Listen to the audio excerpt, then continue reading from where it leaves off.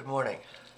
The multifarious wisdom of God being shared among the celestials through the Ecclesia, which is his body, the body of Christ. Okay, so we're going to get into the purpose of the eons today. Now this phrase, the purpose of the eons, is only mentioned once in Scripture, and it is in Ephesians. Only in this one epistle does this gem of a phrase occur. In the epistle to the Romans, we find references to the purpose of God, but here in Ephesians it is expanded to include all the eons. It stretches from the beginning to the consummation. It embraces everything that is finite. And let us note that this unique phrase of Scripture occurs in a celestial setting. It is among the celestials that the wisdom of God is to be made known, and not merely to the lower ones in the celestial realms, but to the very highest of God's creations, the sovereignties and authorities, those who at present have the rule and power. With the exception of the Lord himself, there are none more lofty than these. It is through the Ecclesia, which has earlier been defined as the body of Christ, that this revelation of the multifarious wisdom of God is to be made known.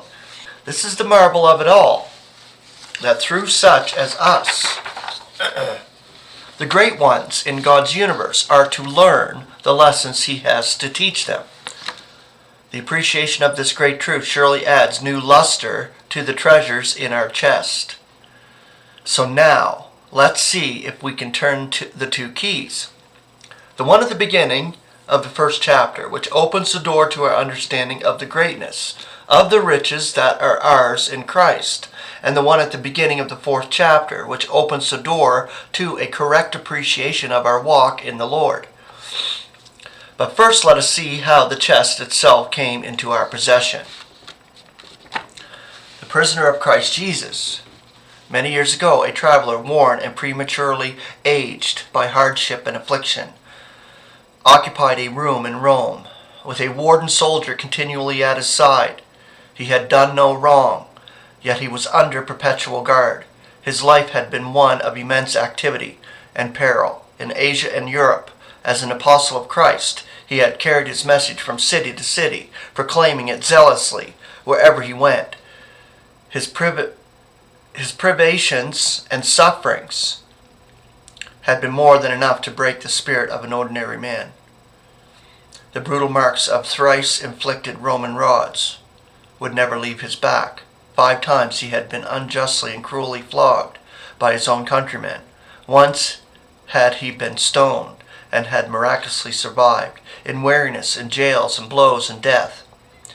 Such has been his experiences in a life more than ordinarily energetic. And now his movements were curtailed, and his ministry apparently constricted by 4 walls and a chain.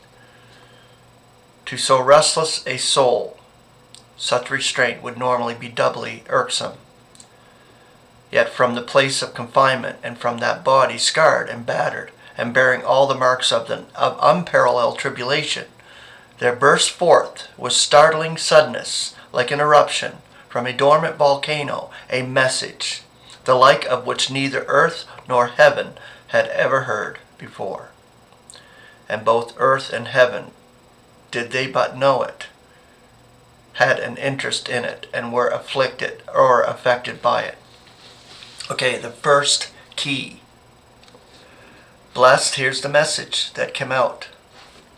Blessed be the God and Father of our Lord Jesus Christ, who blesses us with every spiritual blessing among the celestials in Christ, according as he chooses us in him before the disruption of the world, we to be holy and flawless in his sight in love, designating us beforehand for the place of a son for him through Christ Jesus, in accord with the delight of his will, for the laud of the glory of his grace, which graces us in the beloved. What a message to come out of a prison, and from one who had been so terribly and persistently ill-treated. And what vistas of splendor do these first few treasures in the chest present. As we read on through the first chapter of this wonderful letter, we see more and more of the marvelous spiritual Eonian riches that through grace are ours in God's Son. We have the deliverance through his blood, the forgiveness of offenses in accord with the riches of his grace, which he lavishes on us. We are to be made aware of the secret of his will, to have an administration of the complement of the heiress, to head up all in the Christ.